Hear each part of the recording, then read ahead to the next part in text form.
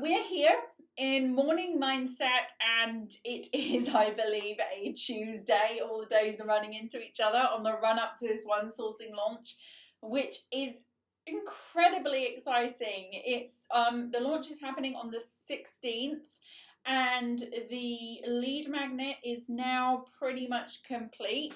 I'm fine calling it a lead magnet because that's what it is, but basically it's a free training. I've put my heart and soul into this free training, which is just incredible, that I'm going to be doing on the day, but also it's going to be something that people can, access and watch and things like that.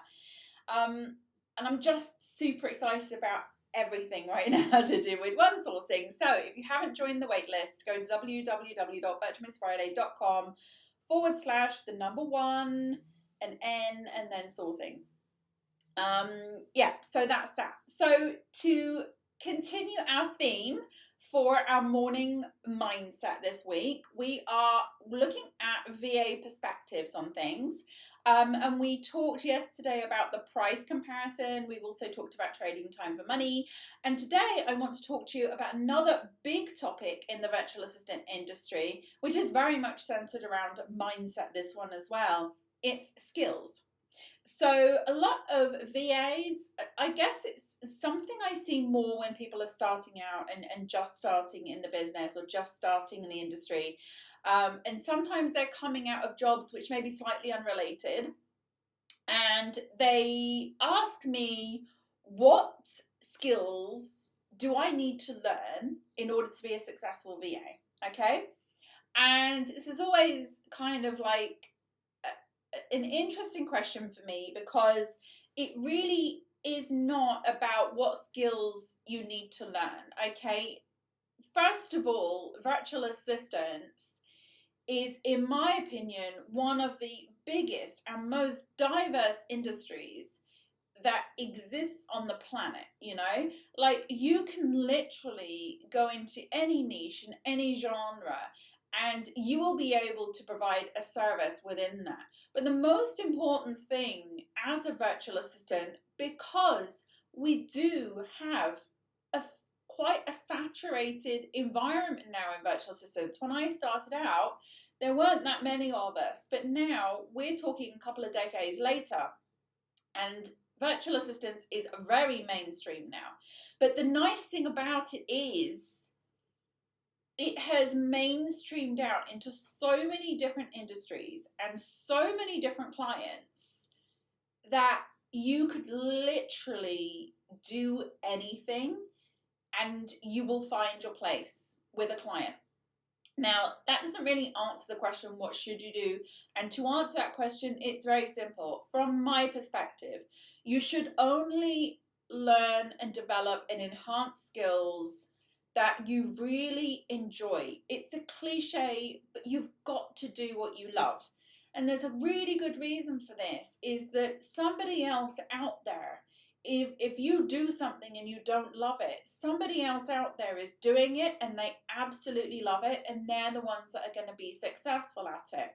So you might as well just skip all the hassle, skip all the training, the retraining, the learning, the buying 4 million courses to try and get this skill or that skill that, doesn't exactly float your boat, and really focus and home in on the things that really light you up, the things that really interest you, even if you're like skillless, right? Even if you say to yourself, right now, I have no virtual assistant skills, I would have no clue what I wanted to offer or what I wanted to do.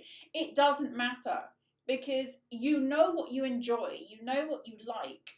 I often talk to virtual assistants when they're starting out, and we're able to find, through a series of questioning, something that, lights them up. Maybe they love to just do research. Maybe they love social media and they think, well, it would be my ideal if I could just hang out on social media all day and get paid for it.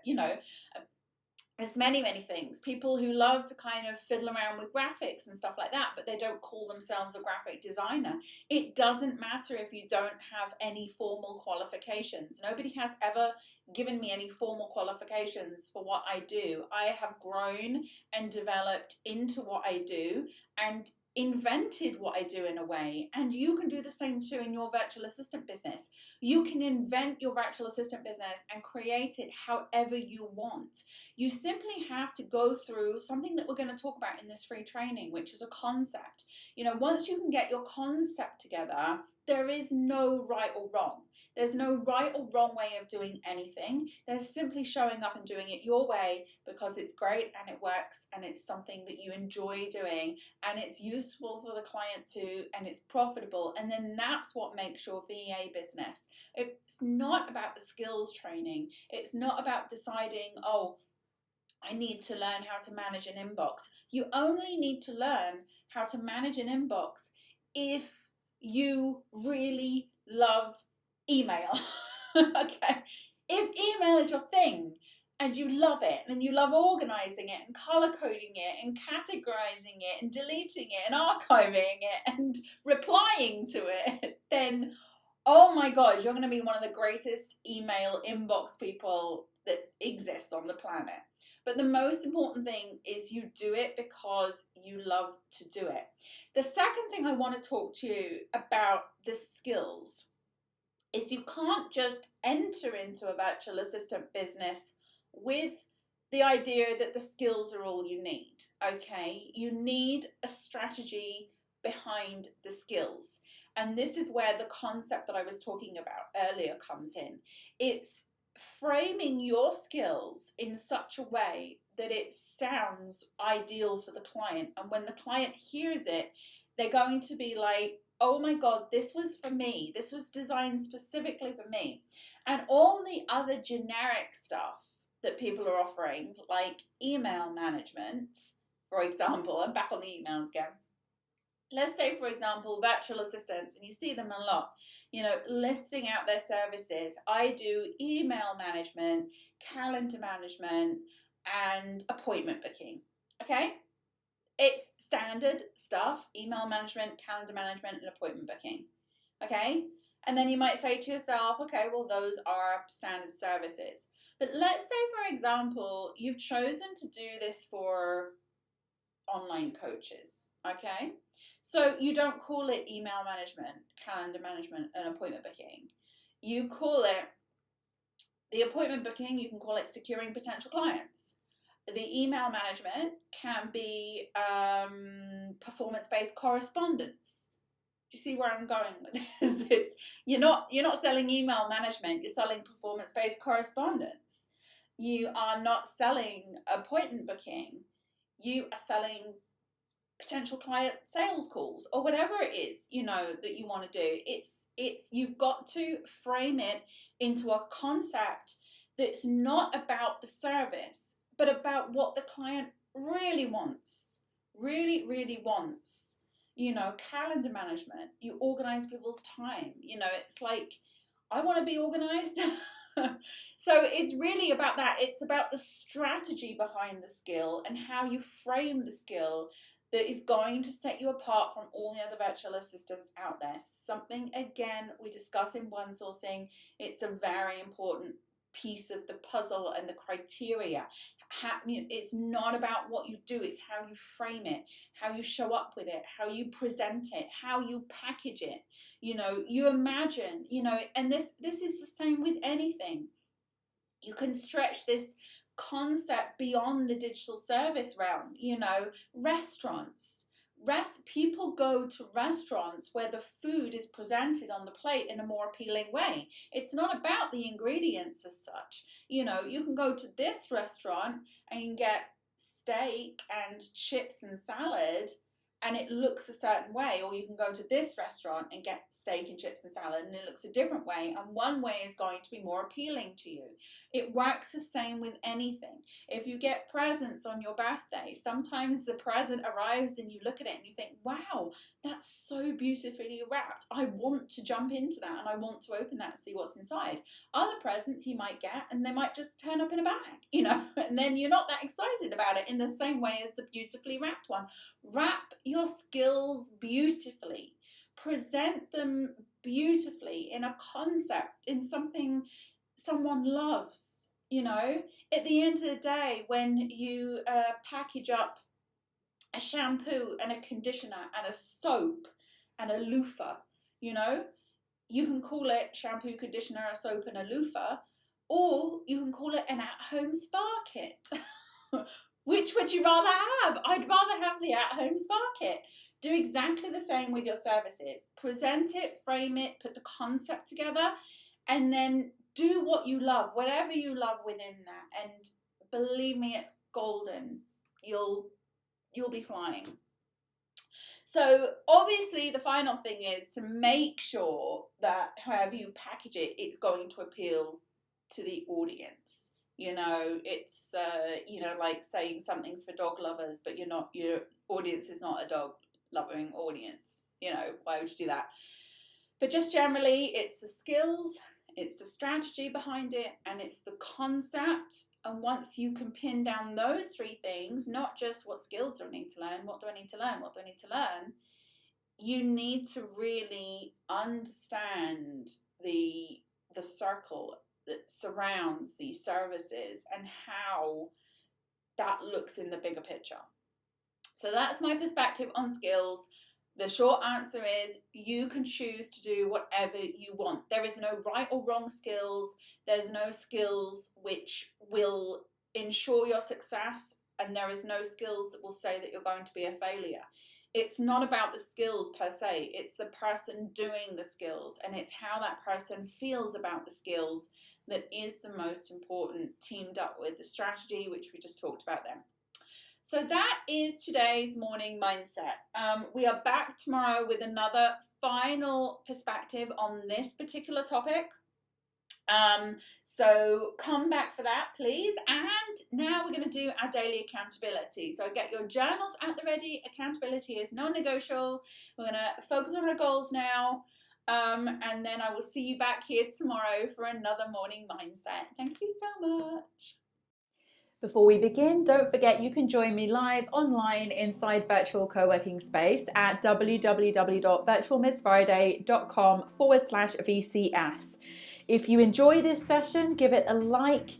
I'd love to hear from you, so write me a comment. And so you don't miss any updates, don't forget to subscribe. Let's begin. So now we're going to look for the positive with our gratitude. First, we'll spend 1 minute thinking of the day before, thinking of all the things that happened, reflecting on work, interactions, relationships, memorable moments, and more. Now you'll write one thing down minimum that you're grateful for. You can, of course, write down more. Something good, something that went right, a small moment or a big win. The more you search for things to be grateful for, the more you will experience things to be grateful for.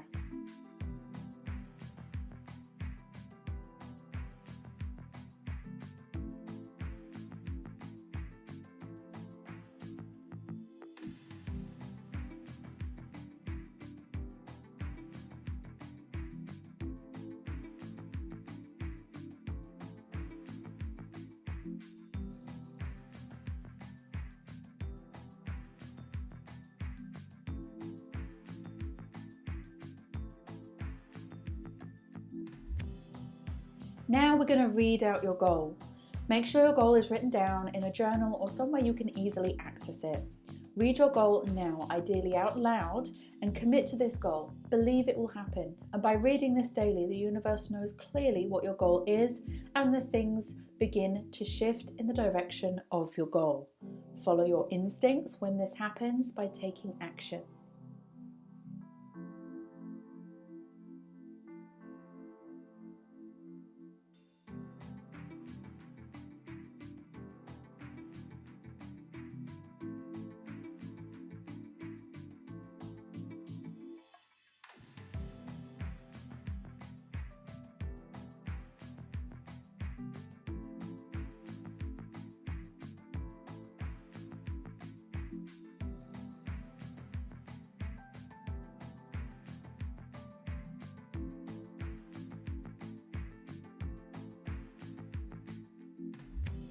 Now you need to see your goal in visualization.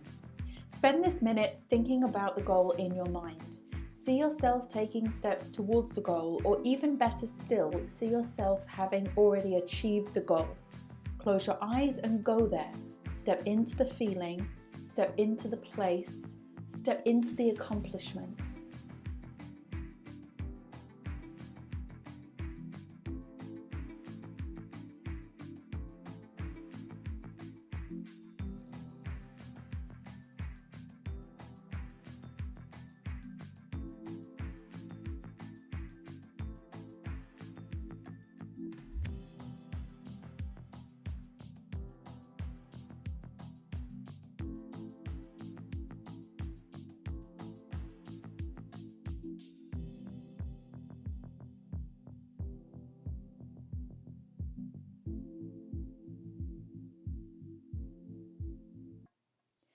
And finally, it's time for your most important task.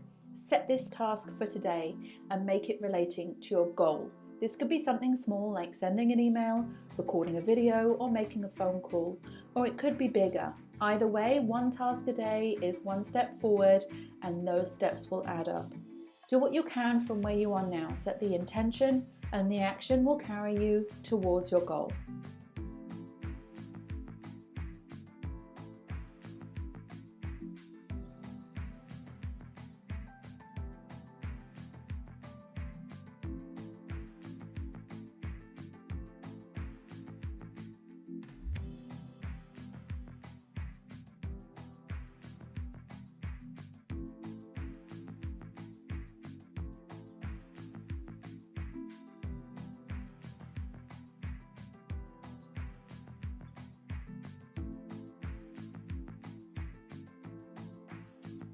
Well done you for completing your daily co-create session. Have a fantastic day ahead, and I'll see you next time.